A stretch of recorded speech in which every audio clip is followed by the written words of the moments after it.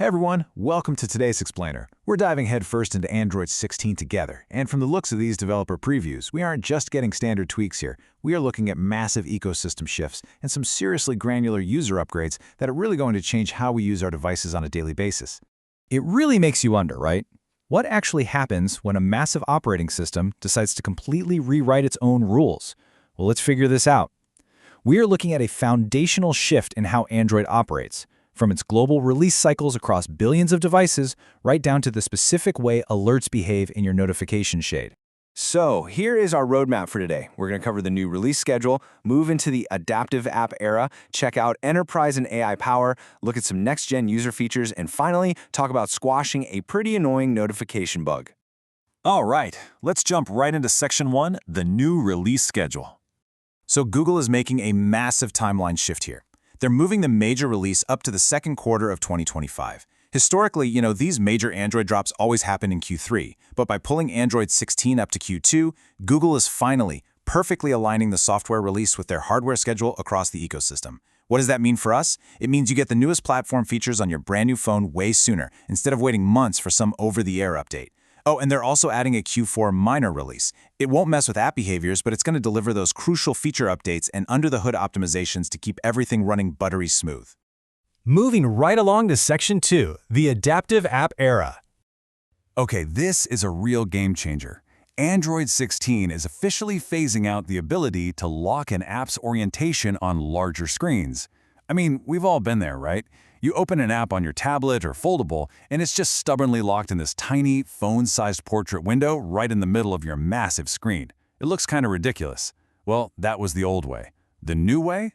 Fluid adaptive layouts are literally mandated for any screen with a minimum width over 600 density-independent pixels. So we're talking big foldables, tablets, Chromebooks, the whole shebang. Now, regarding the transition timeline, developers do get a tiny bit of breathing room. With Android 16, that's API level 36, they can still opt out of this requirement while they scramble to adjust their code. But looking ahead to the anticipated API 37 release in 2026, those adaptive layouts become absolutely mandatory. No more opt-outs. The safety net is totally gone. Apps are going to be forced to stretch out, adapt, and actually fill the screen beautifully no matter how you're holding the device. So why does this matter? Well, the proof is absolutely in the engagement numbers. Take the animation app Flip-a-Clip, for example. They optimized their app to be fully adaptive, and guess what? They saw a massive 54% jump in tablet users in just 4 months. It turns out, when you actually respect a user's screen real estate, they reward you by, engaging with the app. All right, let's zoom out a bit for Section 3, enterprise and AI power. Mobile devices are essentially becoming the presentation layer for some heavy-duty AI infrastructure. Android 16 is completely supercharging enterprise environments with agentic AI.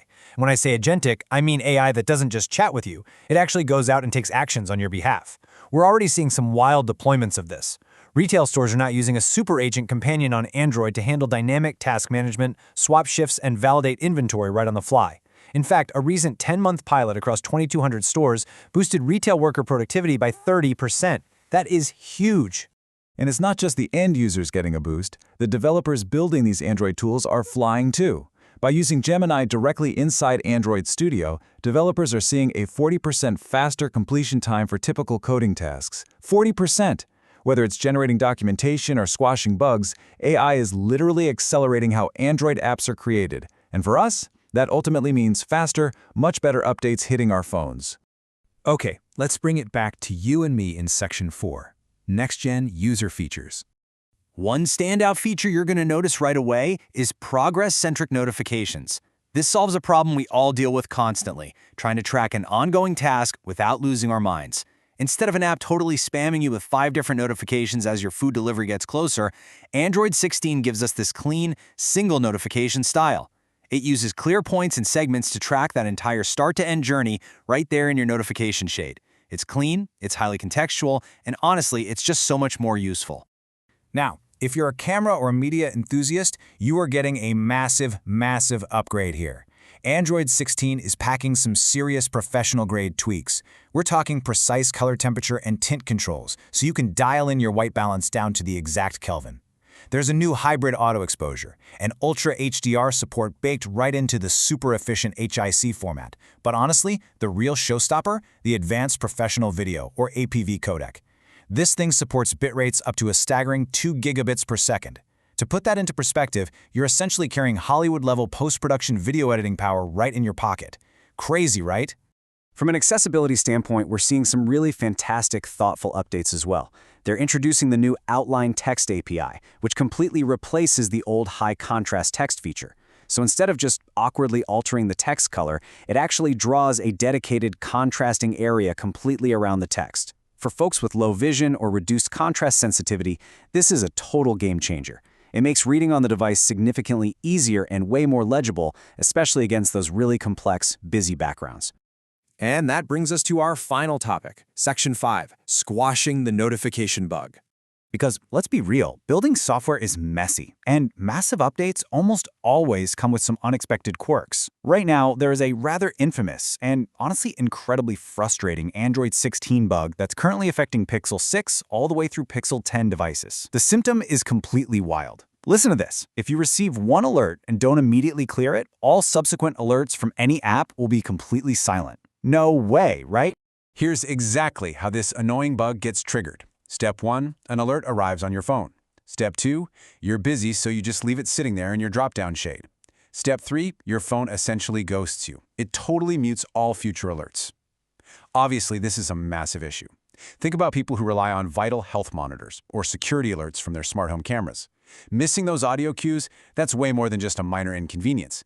It literally breaks a core utility of having a smartphone in the first place.